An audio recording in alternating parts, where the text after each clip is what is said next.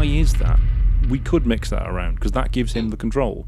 That gives him the power over the meeting, even though he's not the one running it. Yeah. Which is interesting. And it's not an intent, and they're not aware of it. So it's not like a toxic thing, as in I'm in charge. And is that awareness of people and their personalities changing when they're around others? Is that something that you teach business owners, or can it be taught? Well, it can be taught, because I think what happens is you're either entering the conversation or you're creating the conversation. I believe you left school quite early as a result of that, didn't you? Yeah. Left school at about 8.5. That is quite early. So today on the Engaging Marketeer, I am joined by Lee Tunney-Ware. Lee has quite a unique story. He left school at a very early age. When I say early, I'm talking before the age of 10. But he didn't let that stop him. Lee has gone on to become very successful in both the fields of business and in his own family life. Lee has his own cricket team worth of children, 11 kids and grandkids as well. And I'm talking to Lee about the incredible similarities and learnings you can get from a family and social life, and how that translates into a work and in business environment social life, and the way that humans within the business world are very similar to animals. Right. So if it's all right, one thing I noticed when I was researching what you've done is you and me have got something in common, and that's we were both bullied quite badly at school. So I just wanted to touch on that for a moment. What kind of impact was that on you, and how did it affect you? Well, if anything, I think it shaped me. I think it actually gave me the character I've got today, and not necessarily. It's double-fold. My brother and I went to the same school. My brother's partially sighted and a little bit autistic. So and what added to that as well, we moved from the UK to Ireland in the 70s, or end of the 60s, beginning of the 70s. And we moved to the west of Ireland. That's where my mum was from. So it wasn't a good time to have an English accent in those days. So I suppose one having an English accent. Now, I used to get bullied quite a lot, but my brother actually got bullied worse. So it developed my empathy, my awareness. For a while there, you're like a deer in the headlights. But for some reason, I've got this, I don't know, this could be my perception, Darren. It's like an extra sensory perception. You're aware, your awareness level seems to be tenfold out from you. Like your senses have this radar. And I thought about it loads of times. And the only thing I can come up with, because my brother was partially sighted and because we lived in, and some people were very good to us when we were at school, but some weren't. And because you were always on edge, you never knew what was going to happen. And some bullies were very good at being nice to you and then bullying you and making you the butt of the joke.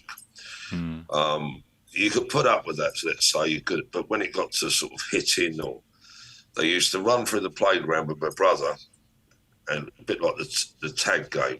And what they used to do to him was run, and once somebody would smack him around the face, of course he couldn't see who it was, and you would hear this scream.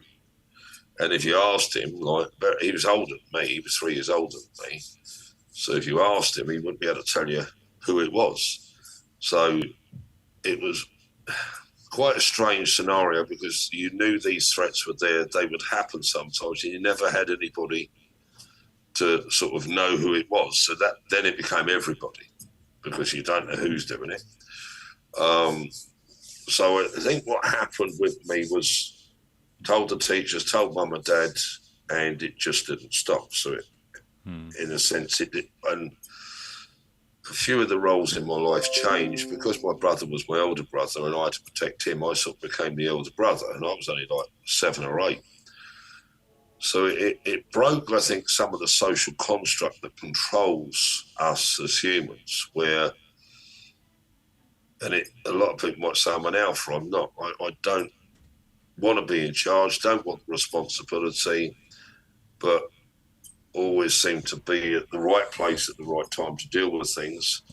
So whether that answers your question, I don't know, but it seems to be a core part of me. So that whether I've communicated effectively, sir, I don't know.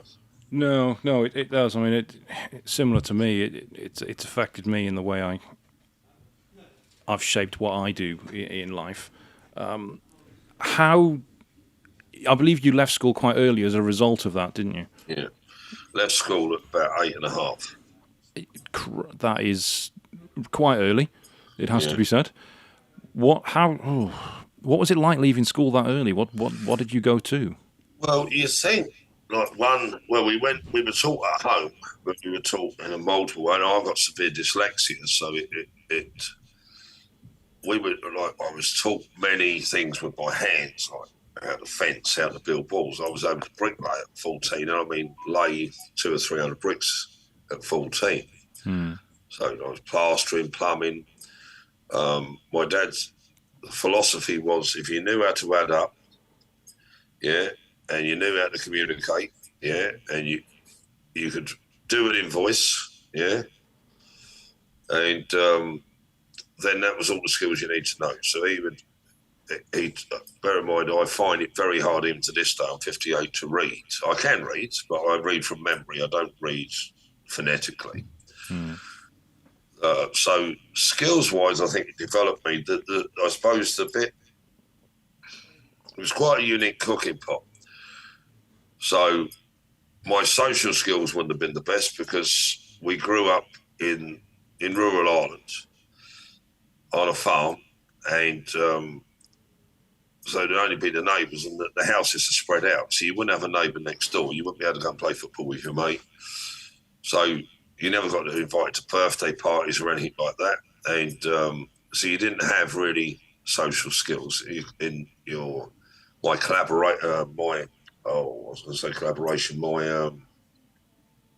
vocabulary, yeah, hadn't developed because it was all basic stuff. It would be, have you put the cows out, have you milked the cows, have you done this, have you done that, fence in the backfield's broke. And it'd be like a bit like Groundhog Day, really. Each day would repeat itself. So really, I suppose, emotional development, personal development, as in awareness of different things like that. And it was a very safe place, so I enjoyed it. I used to go horse riding and different things like that. But it was like you lived in a bubble. It was only when we started, my brother, obviously being 3 years older than me, when he started going to discos and that, when he was like, say, 17, I would have gone with him at 14. And that's when I started to see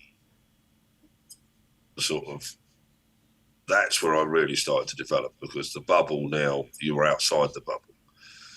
And I suppose because most of my life from 8.5 to say 14, 15 upwards, I work with animals. It's more a non-verbal communication, and really humans are just mammals, really. So you sort of learn to have an instinct about, you seem to know what's going on without it being said, if that makes sense. And I combine that with the deer in the headlights bit. So in many ways, I'm very well educated now, yeah, but in those days, the general reading, writing, arithmetic, it was just the basics. But my awareness skills with people, I think, are a much higher level, mainly because of that threat in the early days. So I wouldn't change it. Yeah, I wouldn't change it, even though I had to learn social skills at 14, 15, 16, to be able to sort of, I could never get around my head that I could be talking to you and I could be getting on great, and somebody else would come in the room and your personality change. And you think, well, why? You understand what I mean? And you think, well, what happened there, right? And then you realise that somewhere psychologically, the person who just entered the room had some form of control over that person. And it's amazing to watch the pecking order play out, even just at a party, at a wedding, at a business meeting. Yeah, it's amazing how people are sort of, even though social skills are good, it's amazing, I suppose, that social construct programming that happens organically. It doesn't seem, it's not with intent, it's not with malicious intent. or any planning. It just seems to be organically. If they're bigger or they're stronger or they're the star football player or whatever, it just seems to give them a little bit more authority, and you wonder why everybody doesn't have the same value regardless of what they do or how much they have, if that makes sense. And is that awareness of people and their personalities changing when they're around others, is that something that you teach business owners, or can it be taught? Well, it can be taught, because I think what happens is you're either entering the conversation or you're creating the conversation. Now, and that seems to be the two in everyday communication. That's the construct. There's either a conversation going on that you're not part of and you can enter it, or they keep you out of it. But in business, it's a totally different level of communication. I think what happens in business or marketing or team communication is a lot of people are running this social construct, organic type communication. They haven't put it into a skill or a framework and separated professional from personal. And you see it a lot in companies where, say, the rota. I do a lot of team building with hotels, and you find that the person that's in charge of the rota has a lot of friends, but they didn't have so many friends before they got in charge of the rota. I've sort of said it that way so it's heard. And what happens is, because they're friends, they get the Saturday off. But then when they don't get the Saturday off, well, I thought we were mates. Why didn't you give me the Saturday off?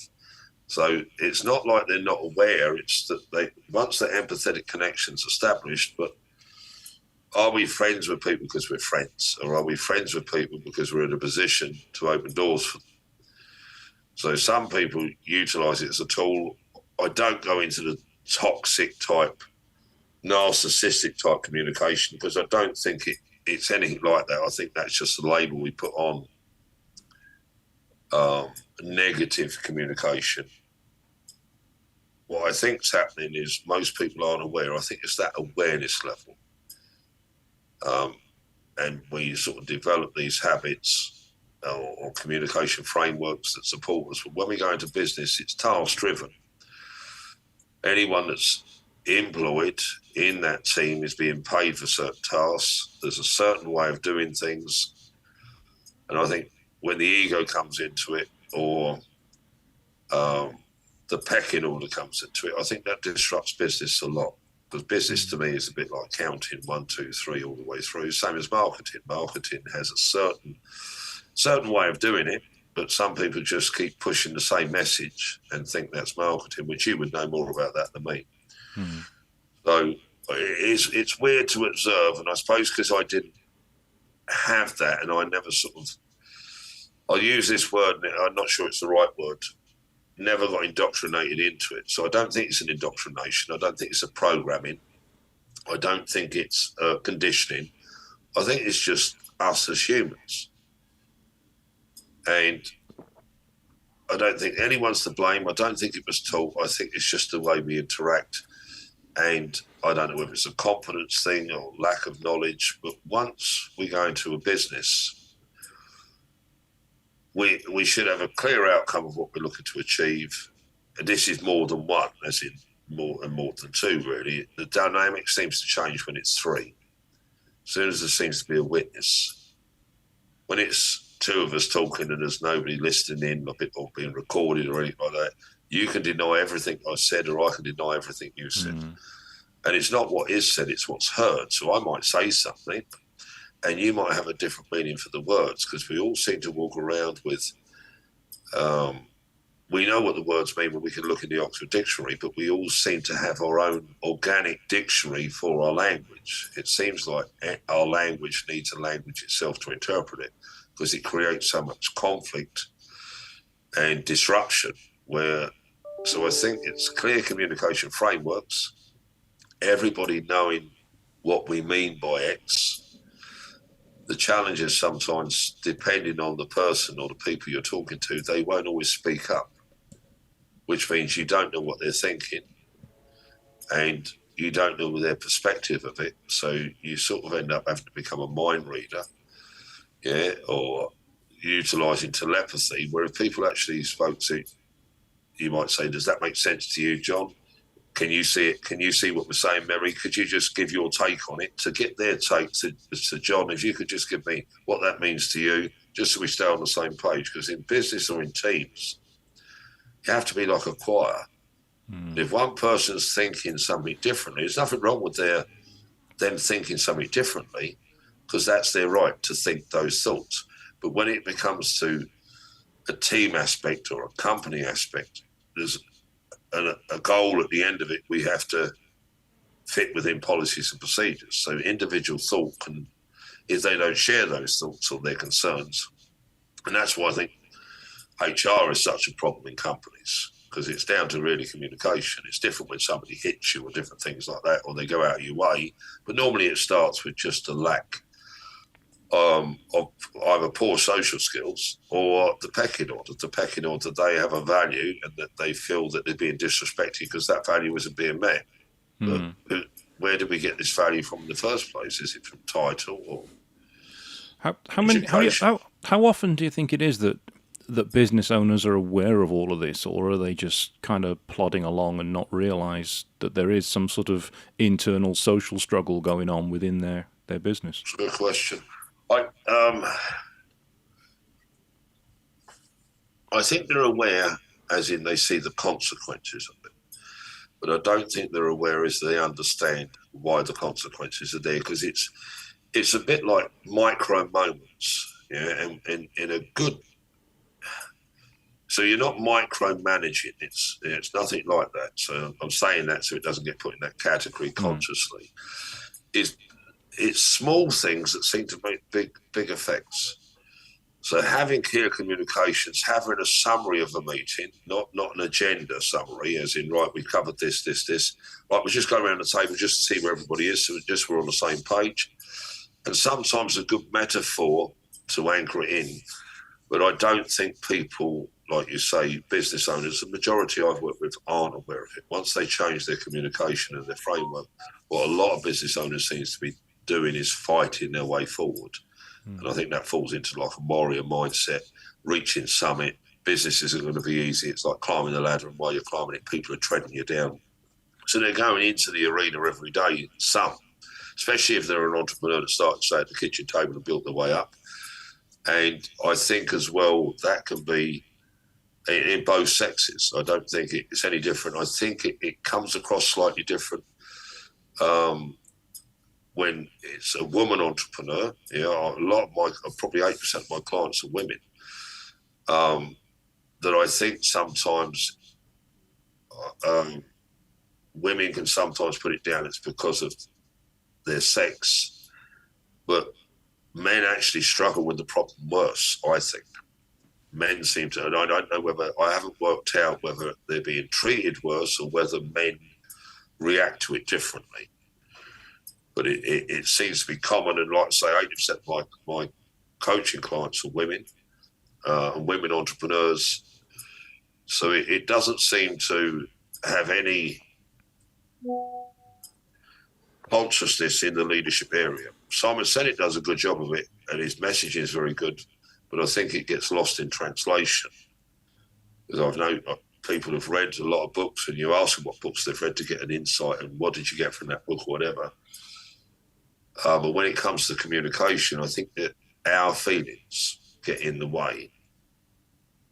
And so we're second guessing. So coming back to that awareness, having that awareness, it's great to have the awareness, but if you're calculating the wrong data and coming up with the wrong outcome, as in Darren doesn't like me, why do you know? I can tell by the way he didn't look at me.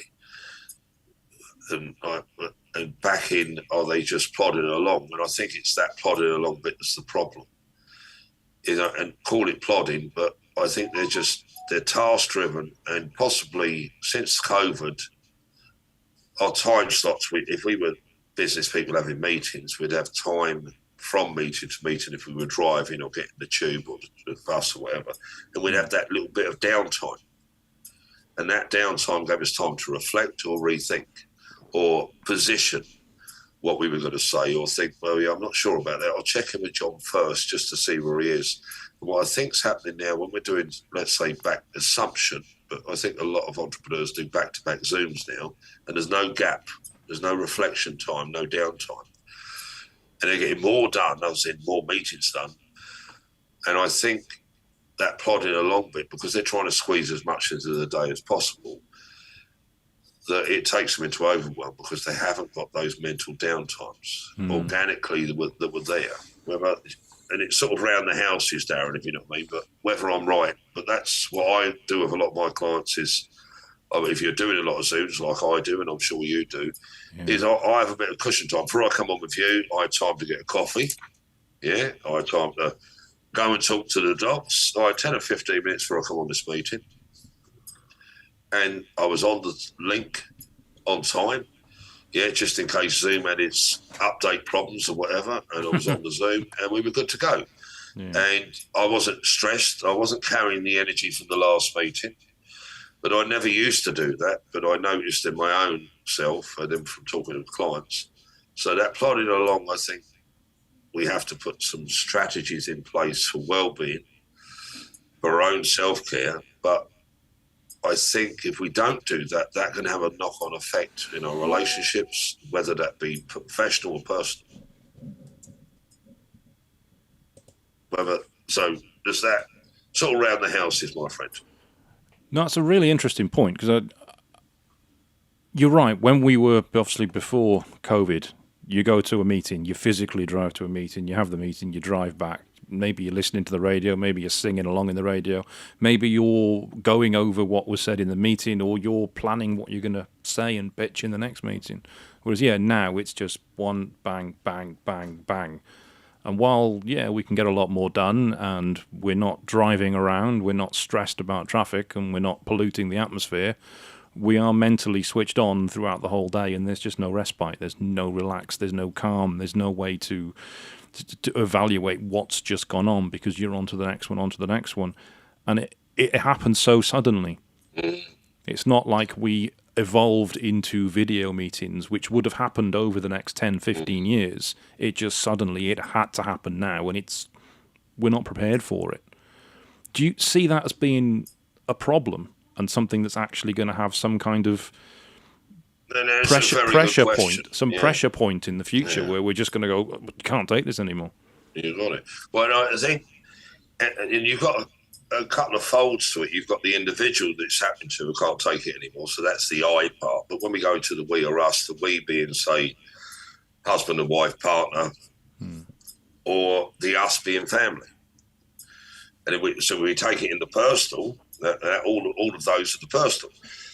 Excuse me, when we take it into the I in the professional, I'm going to maybe talk to people I've got good relationships in the company, and then I can be doing emotional transference to them. So they can go, well, yeah, I'm feeling that way as well. And then we create this culture. It's like conscious contagion. So is the consequences to it? I think the consequences will be seen or are being seen, but people might see that that's the problem. And it's a bit like getting a puncture in a car. You've got your day booked out. Your first meeting's at 9 o'clock. You've got an hour's travelling by car to the first meeting.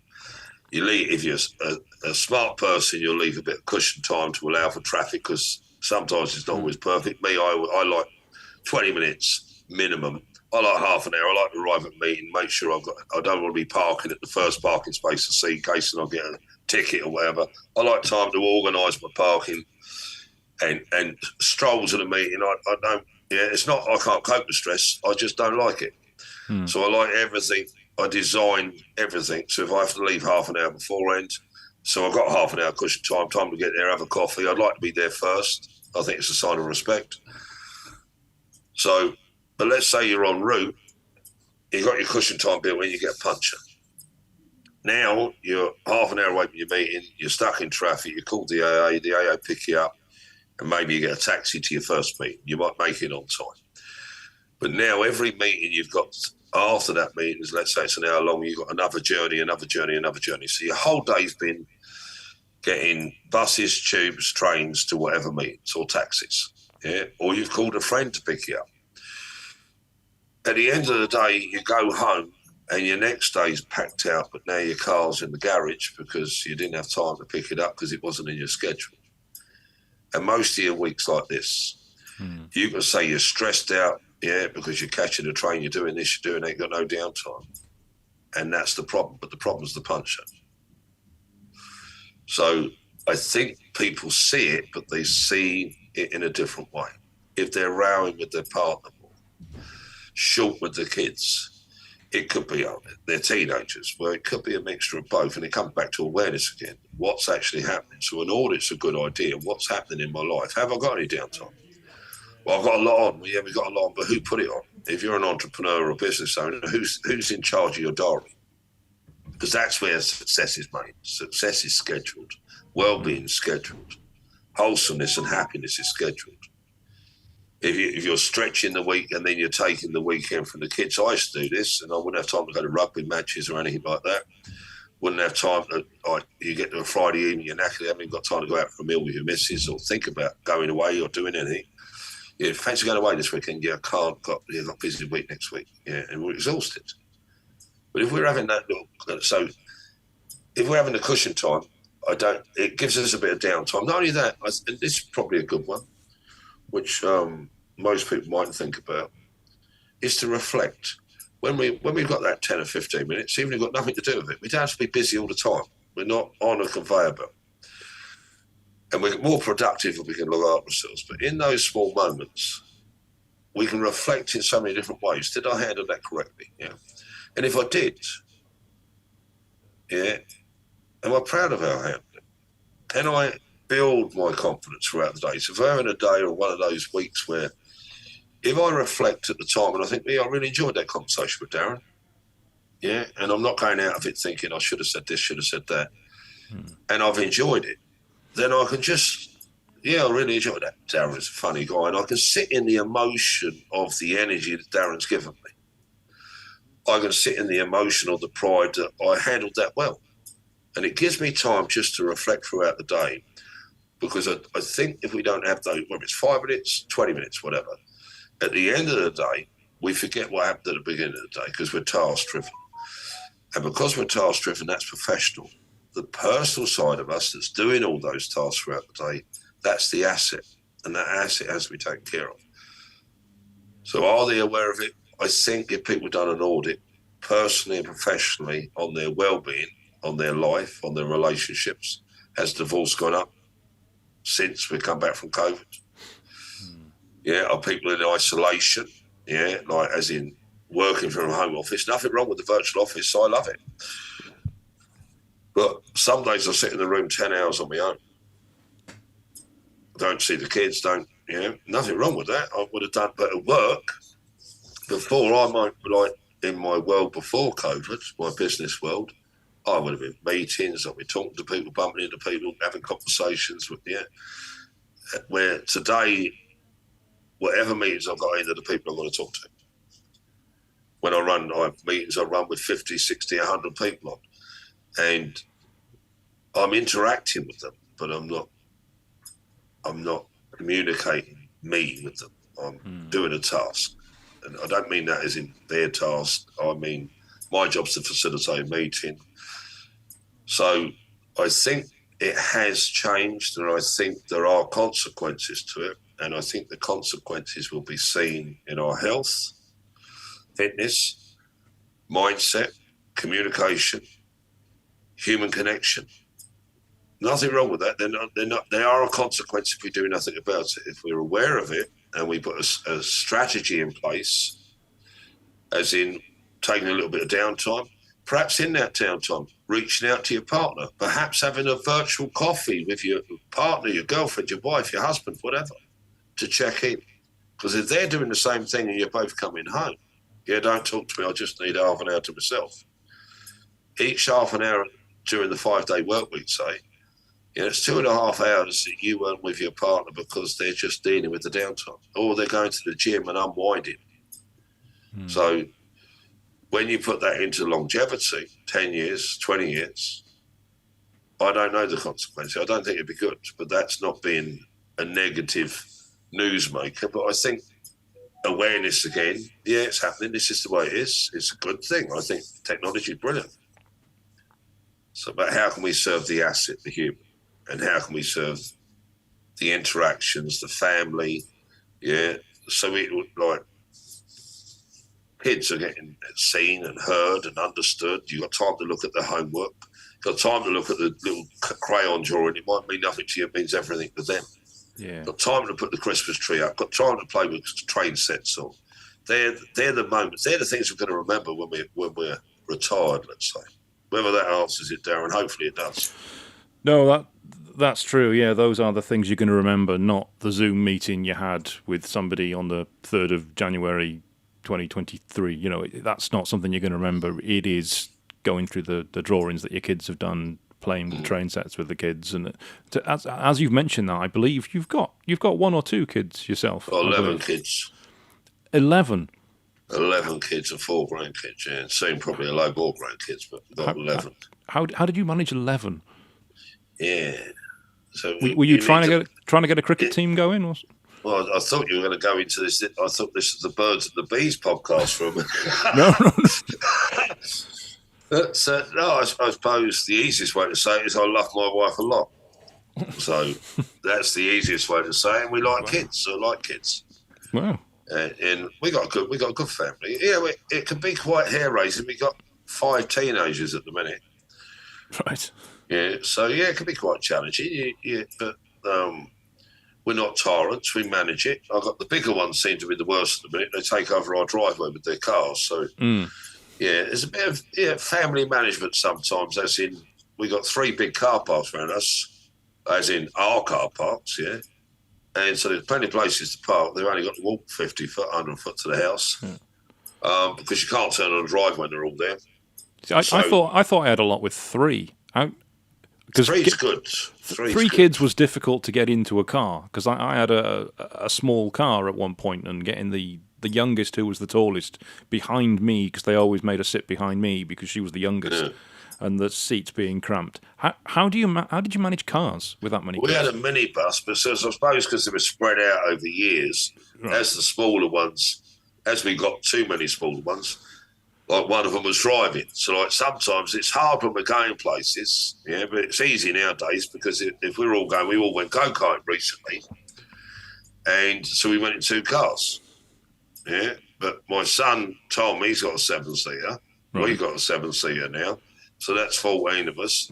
Josh, I think, met us there. So there was because we went with a couple of grandkids as well and girlfriends. So I think there was 3 cars because that's the other thing. So you've got girlfriends or boyfriends.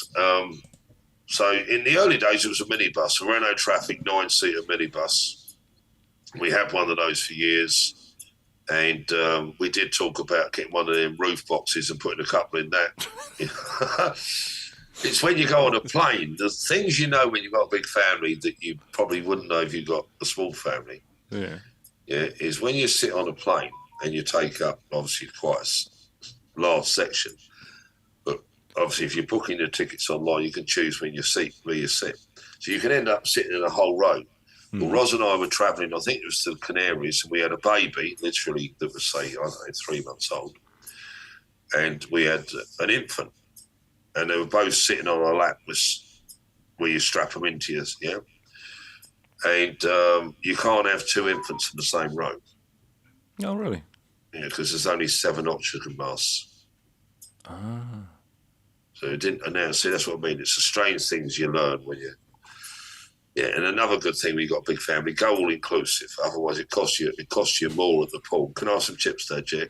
Can I have chips? Once you say yes to one, you've got to say yes to everybody. Can I have an ice cream? And it's an army of ice creams. Yeah. Wow. So if you buy one of them a pair of leggings, you've got to buy them all a pair of leggings. Or boys as well, can I have a pair of rugby shorts? Well, no, not this. But you put poppy leggings. So you learn the pecking order's in front of you every day. It's amazing, like how some of them will count how many baked beans that's on the plate. He's got more beans than me. No, he ain't. He's got 3 more beans than I have. But you learn a lot about, because you're literally living in a crowd, if you know what I mean. Yeah.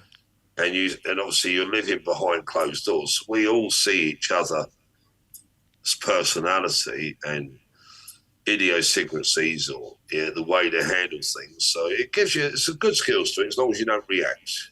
That's the bit. Self-awareness is not, and that comes back to overwhelm.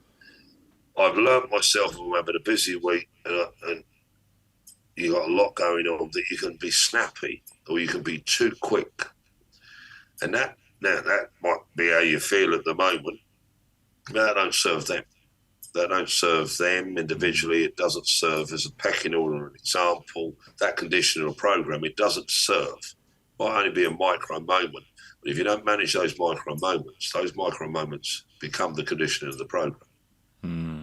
So it's that moment to breathe, and sometimes they're sometimes they can be a bit stressed, teenagers, and they say something to you, and they expect an answer in a moment. And sometimes you ain't got the answer because you're walking out the Zoom meeting, walking into it, and it's like a shockwave. You just walk from one energy into another. So it's been able to manage those micro moments, having the awareness to go, right, yeah, just give me a sec. Give me a sec. Let me get a cup of coffee first. Let me think that over. It's buying yourself time to think or to feel, or because sometimes we can react, and it can cause a bit like a form of post-traumatic stress, not just in the family, in the workplace. I mean, if you're in a Zoom meeting, you walk out and there's a conflict between whoever, Brian said this, and you go, yeah, oh, what do you mean? I don't know why he said that. But normally it's where we're trying to hold ourselves together. And so a family is a good place to see it. I'm sure behind your closed doors, there's a lot of things that happen where they get the ump or whatever. I know when there's 11 of them in the house plus mum and dad, sometimes Ross and I just put Netflix on and get a glass of wine. We don't work it out. Sometimes we don't. Sometimes we go out and go, that's it. Because when mum and dad's not there, it's that pecking order takes over. Tom's in charge because he's like the eldest boy, or Shelby's in charge because she's the eldest girl. It's like age seems to have some form of authority within a family. When you go into a company, and you got the new bod that comes in, it might be sharp as a razor, bright as a spark, but might be 21. And if you're in a culture of a pecking order age group, that a 21-year-old can't be seen, nor respected, nor understood.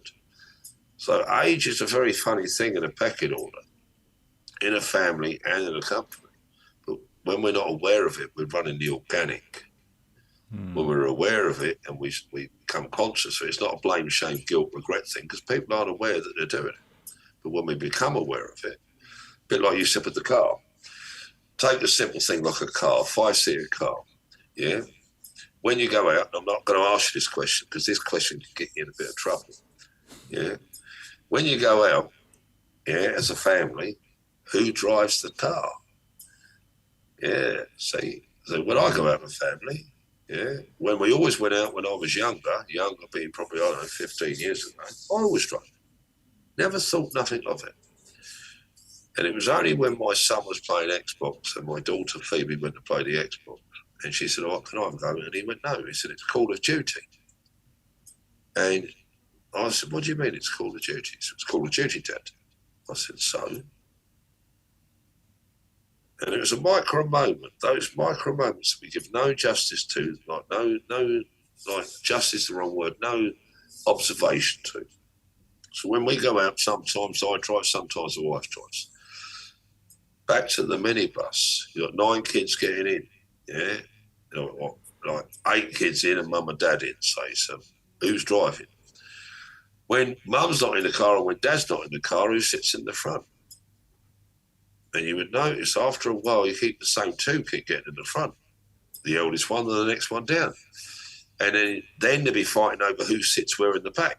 And I said, right, we're going to change this around, We're going to make this fair. We're going to put a rotor in who sits in the front. Now, because of airbags and that, William, you can't sit in the front yet. You're too young.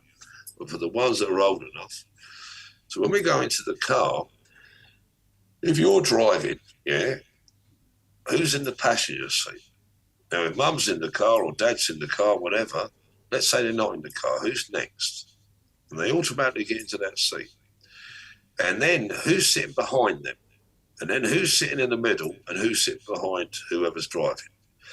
Now, if mum's driving, the dynamic can change slightly because there's more leg room sometimes behind the driver's seat. But normally the pecking order of a car is driver's seat, passenger seat, the seat behind the passenger, the seat behind the driver, and the middle seat is the last one. That's the least valuable. And you'll see kids fighting tooth and nail for those seats. Take that into a boardroom. Sit around a table and see where people sit and see if they sit in the same seat all the time. That's the problem, is that just the seating order in the room is the control order in the room.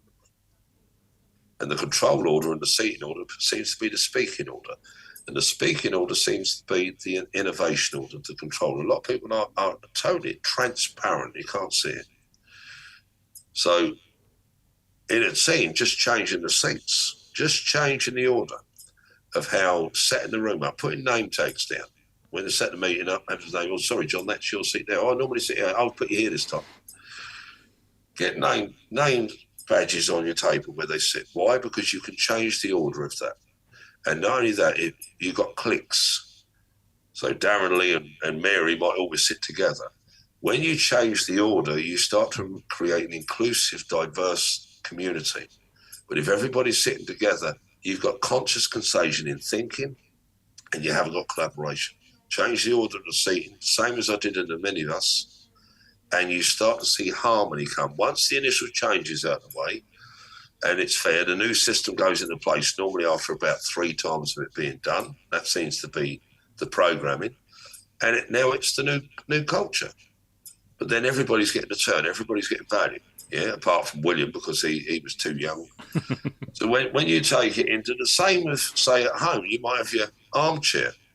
It's dad's chair or mum's chair. Yeah, and it's special to sit in that chair.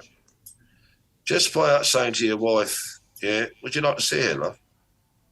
"Well, no, that's your chair." "Yeah, no, you sit there. It's a comfortable chair. Yeah, I'll get you a cup of tea." Just saying that can be the perfect micro moment to show empathy and respect. For instance, sit here, love. "Oh, no, I'm fine. That's your chair." "No, you sit down. You've had a hard day. I'll do you a cup of tea." It's not just the cup of tea and the sit down. It's not a position of authority, even if it's dad's chair. It's just a chair.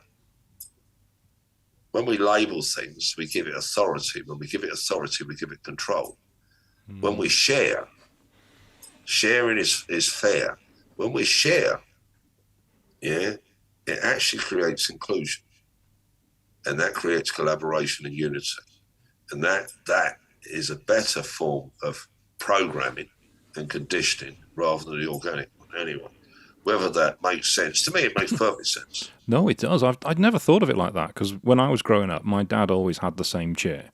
And I could sit in that chair when he wasn't in the house. But when he was in the house, that was his chair. Get out. My mum always sat in the same chair. I never got to sit in my mum's chair because that was her chair. I was on the sofa. And what you were talking about with the kids then, with my 3 kids, yes, they always made the youngest sit behind me because that was the smallest space, even though she was the tallest. My daughter, my middle one, is the boss, which is weird. She's the one who dictates where people sit. And sometimes she'll sit in the passenger seat, sometimes she'll sit in the back. But it's her decision. Nobody gets to pick. It's all her. And I never thought about that in an office. So when we have meetings... Take that bit there. Yeah. But take that bit there.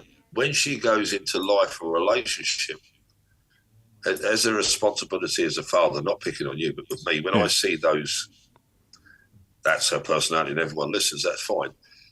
But when you throw 20 years on that, not picking on your daughter, that's where sometimes it's just changing the order. And sometimes putting it into a game. Sorry, I cut over you. I didn't mean to, because I wanted you to do that bit. These personality traits we have, or the disc profiles, or hierarchy of needs, whatever, it's a good way of describing it, but normally it comes back to micro moments that allow these micro moments to develop, and then it becomes the custom. And when it becomes the custom, it becomes the control aspect. Even where, say, the middle one could be telling the older ones what to do. And that means that's a good example of the older one, because the older one might be more, not respectable, but more aware. They're doing more a support structure. And because of that support structure, the middle one seems to get a little bit more attention. Get attention from mum, dad, and the older one. you can go through that transition with the elder ones picking on it. But when you take it into an office, like you're saying, and that's where I sort of not jumped in. I was just you caught my attention with that piece. But yeah, go on. When you go into an office, it does flow over. Yeah, I mean, we have meetings downstairs, for example. We've got a meeting room with 6 chairs at it, 3 one side, 3 the other. And there's one person always sits in the same seat. He's not a manager. He's not in charge. He tends to sit there because it's closest to the mouse for the computer, because he tends to put stuff up on the screen. He doesn't need to be the one that does that, but he always sits in that chair. Nobody else goes in there other than him. And you think, why is that? We could mix that around, because that gives him the control. That gives him the power over the meeting, even though he's not the one running it. Yeah. Which is interesting. And it's not an intent, and they're not aware of it. So it's not like a toxic thing, as in I'm in charge. It's sometimes a comfort thing, a bit like a comfort blanket. But sometimes if you've got 6 chairs, if you can get 6 different colours, and just because a lot of the culture now is diversity, inclusion, which is good, I think. Coming back to the bullying conversation, it's absolutely brilliant. But if there's a control to that inclusion and that diversity, there's no diversity and there's no inclusion. So if you have different coloured chairs or numbers on the chairs, and before you start a meeting, if you want it to be literally random and literally pure and fair, you just have a few numbers on a piece of paper, throw it in a bowl, and you mix it up, you go, right, pick your number, there you go, there's your chair. And you can just call it a social experiment. Yeah, what we're going to do, because we want diversity and inclusion, there's no authority on the chairs now, because we want everybody to pull together. But as soon as you change the combination of that pecking order, see, music, the gap between the notes is the music. Yeah, so I've done this in presentations. I've done this once at City West in Dublin. About 1,500 people in the audience, and I put flip chart up and wrote a number on it. I said, what I'd like you to do, everybody, I said, I'm going to turn the flip chart around. It's got a number on it. I want you to write it down on a piece of paper as fast as you can. And when you've done that, hold a piece of paper in the air. And everybody done it. They had a piece of paper and they held it up. I said, right, I'm going to point to, as a point to you. Yeah. And when I hold it in the air, as a point to you, I want you to stand. Yeah. And I want you to say the number. So I pointed to them, 1, 2, 3, 4, 5. Brilliant. And can you stay standing for me? Pointed, and I said, everybody, if you agree with, if that's the same number you've written, what you've written down, I was like, what you've written down is the same as what's your name, sir? John. What John said, please stand. And everybody stood. And I said, the number isn't 1, 2, 3, 4, 5. Yeah, I've got to think of the number of dyslexia. It's 12,345. But you all wrote down 1, 2, 3, 4, 5. And when John said it was 1, 2, 3, 4, 5, everybody's agreed with it. So it's unanimous. I said, but it's not 1, 2, 3, 4, 5. It's 12,345. Mm-hmm. And I'll show you why. And I said, you think I'm playing with you? Write down 1, 2, 3, 4, 5 on a piece of paper, and then write down 12,345, and you'll see the gap between the numbers is different. You do not write 12,345 the same way you write down 1, 2, 3, 4, 5. The gap between the numbers is where the value is. The gap between your breath is where your life is. The gap between your heartbeats is where your life is. The gap between the music is where the notes are. And a lot of people miss the gap. They hear the music, they know, they can hear the heartbeat, but that heartbeat is where your life is until the next heartbeat. Your breath is, the gap between your breath is where, the gap between your next breath and the breath you just had is where your life is. The gap between the numbers is where value is. The value isn't the number. It's the gap between it. So if you've got a football team and you've got your star player, and then if you ask the coach, should you told him to put a number on it, you go, well, John's number 1, he's the star player. Number 2, yeah, they're going to put you in a value. A number like 10 or 11 or 12, whatever number you've got in the group, 50, is being controlled by all the other numbers before them. If you take number 50 or number 10, whatever the highest number is, and you move their value to number one, and you reverse the pecking order, you watch out your kickback you get. You just change somebody's value. Thank you, Don. You just change. Give everybody a number. You're number one, Darren. I lost my internet connection there. If you give somebody number one and say you're number one, and then the next person number two, and so forth, give them that for a week, and they go, well, I'm number one. We are. Well, I'm number two. You're second in command. That's how they're going to take it. Whether you say it's second in command or not, change it around a week later, and you won't see the questions you get. The only problem we're having in the workplace or in relationships, doesn't matter what name we put on it, the puncher is value.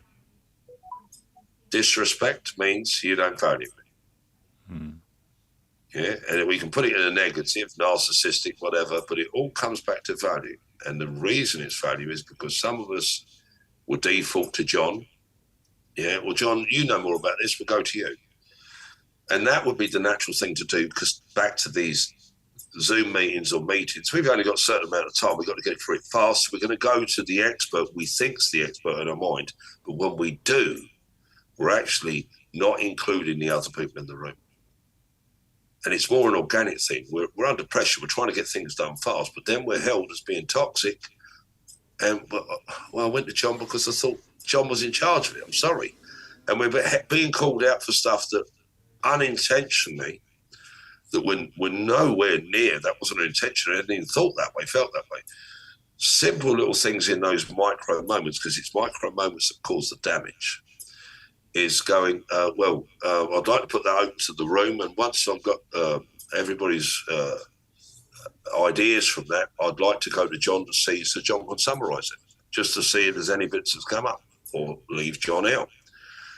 The point is, if you go to number 10, I would say, depending on the meeting I'm running, if I knew that John should be the most likely candidate to answer it, but I've got 9 others in the room, then I'll go, normally with me, I'll go to the one you least expect first. Mary, I'd like to start with you because you're nearest me. That's where it comes back to setting the room up properly. Where I put the names gives me the order. Mary, I'll start with you because you're the nearest, yeah? Or Mary, you're the nearest to the mouse. Can you run the meeting? Or can you do the slide? I'm not sure how to do it. That's all right. Martin, can you just give Mary a few pointers? Brilliant, that's perfect. And you can change the whole, you can upskill people, you can have collaboration. There'll be those little frag moments, micro moments of stress, huffs, puffs. As long as people don't get caught up in those little, what's up? Nothing. Well, why'd you huff? As long as we don't give that our attention and we give the gap, because each person's having similar feelings. The little girl sitting behind the seat, it's not fair to her. Whether she's bigger or smaller, it's not fair to her. Moving it around sometimes, but then you'll get the kickback because they're used to the social construct. It's the social construct that's the problem. And because nobody's ever really sat back and looked at it and given, a strategy to it, it changes so easily. Just by letting your youngest sit in your chair, they feel like a king or a queen. They would. It's the throne of the house. Yours or mum's chair is the throne. Yeah? The only time we might put them in it is to hurt the knee. I'll sit in daddy's chair, let's have a look. And we seem to be doing it when we're in that empathetic moment. We're not conscious of it. When we start becoming conscious of where the value is in home. When my wife and I, we went away at the weekend to the UK and we come back. Our bedroom when we left was nice and tidy. Yeah, everything was lovely. When we come back, there was Roz's hair straighteners over there. Our bed was all messed up. There was sweet wrappers in the room. We got, it looked like a bomb at it. Yeah, and now we could have come back, and there is that part of you that think, oh my God, now you've got to change the sheets, you've got to do this, you've got to pick all the rubbish up. Who was in our room? You could do all of that. But mum's and dad's room's like the palace. We've got 7-inch TV on our room and everything like that. Wouldn't you want to go into mum's and dad's room when they're away? I know I would. So I can't hold my kids responsible for what I would have done. I can put, if you're going to come in here and watch TV, look at the room. What do you see? Was it like that when we left? No. Well, Mum and I are going to go and sit down at the table and have a glass of wine. We'll be back in 15 minutes. If you're going to use our room, you're not going to abuse it. You're going to tidy it. Yeah, so I'll be back in 15 minutes. And and it's the who you can hear it. It's like they're all there, flying. Yeah, there's normally one in charge. That's normally the eldest one. Age seems to have a superpower. I ain't worked that one out yet. But look, if we look into our lives, we can see, and the same in the marketplace. Oh, the same in the marketplace. Brands, it's a value. But the true value, the true value of any brand or the true value of any communication is connection. And you can't connect if you're on a social construct. You can only connect within the programming or like within the conditioning, where conditioning is the gap between the numbers. As soon as we become conscious of micro moments and reflection, that comes back to our Zoom meetings, in the gaps of the meetings. We don't get time to reflect. We haven't got time to process organically or emotionally. The last bit on that is you've got to look at it 5 ways. There's only 5 ways to see anything. There's 3 types of feelings, and they're emotional, physical, or spiritual, like an excitement energy, like a chi energy. Yeah. So they're the 3 feelings. They make so many different feelings that we have names for and labels for. There's only 3 types of feelings in my world being my skin in. And then there's thoughts, and then there's images, like imagination. There's a little complicated bit when you overlay that. There's 3 timelines. Past, which is your memories that you've had, your experiences, your micro moments that you've had. Present, which is you in the now, and future. So worry, concern, doubt, fear is all future-based. Doubt is thought on the future. Worry is thought on the future. Fear is biological, not psychological. It's reptilian brain, autonomic, sympathetic nervous systems, fight, flight, freeze. Lack of pride is lack of spirit energy. So passion, purpose, pride, excitement. I'm really looking forward to going to the meeting Friday. That's visual, looking forward. But which energy is behind the looking? I'm really excited about going to Darren's party. That's a chi energy.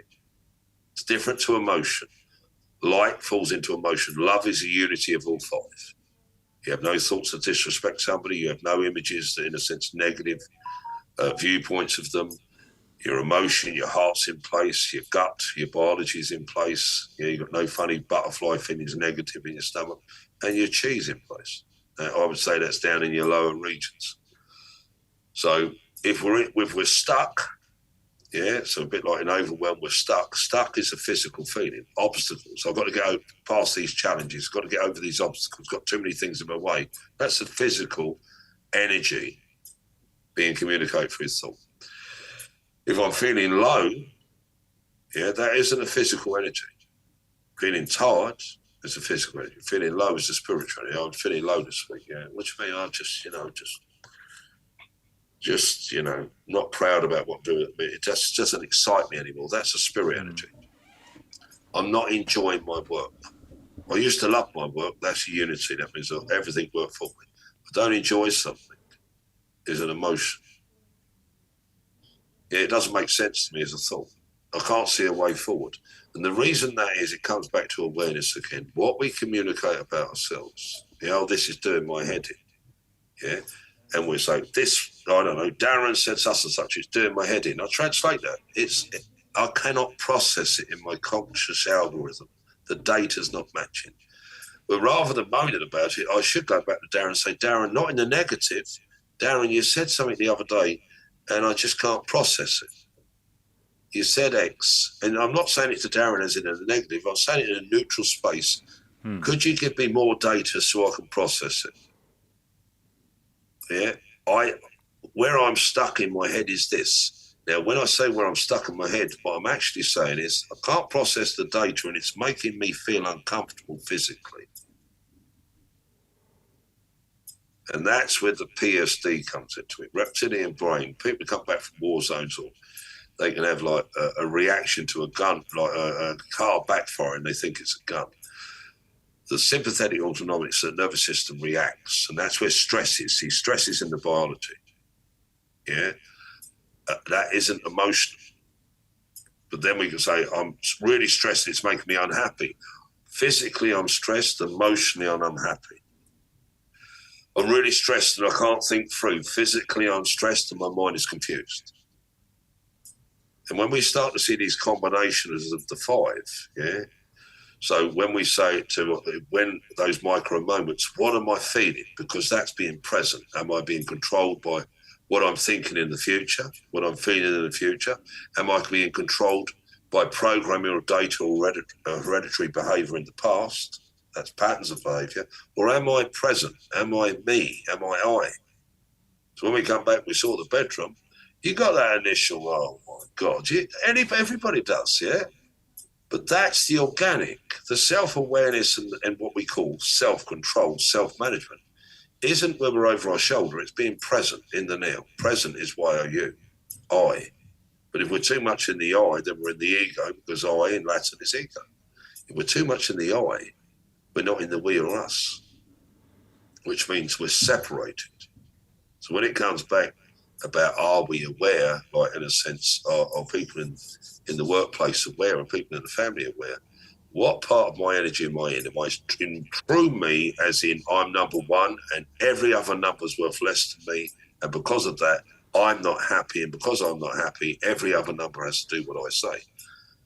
That's where self-management comes in, self-awareness comes in. What am I feeling? Because only three feelings. Where am I feeling? I'm feeling it in my chest. It's emotion. Feeling it in my gut. It's biology. I don't know where I'm feeling it. Spirit. Yeah, because when we start to attack what others call attack, when we're actually really communicating, you done this to me. That sounds like an attack. So you go on defense. You go on denial, defense, or deflection. And when you're there, there's no communication. There's no connection.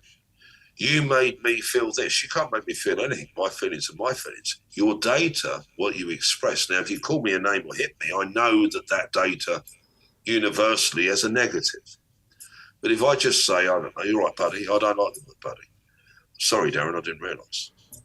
Yeah, or all right, buddy, I don't like the word buddy. Sorry, mate, I don't like the word mate either. Use my name. That's why I've given the name. Okay, sorry, Darren, I didn't realise. Well, now you know. But that's most likely a trigger from somewhere before. But I don't know that trigger. I haven't got your encyclopedia of life.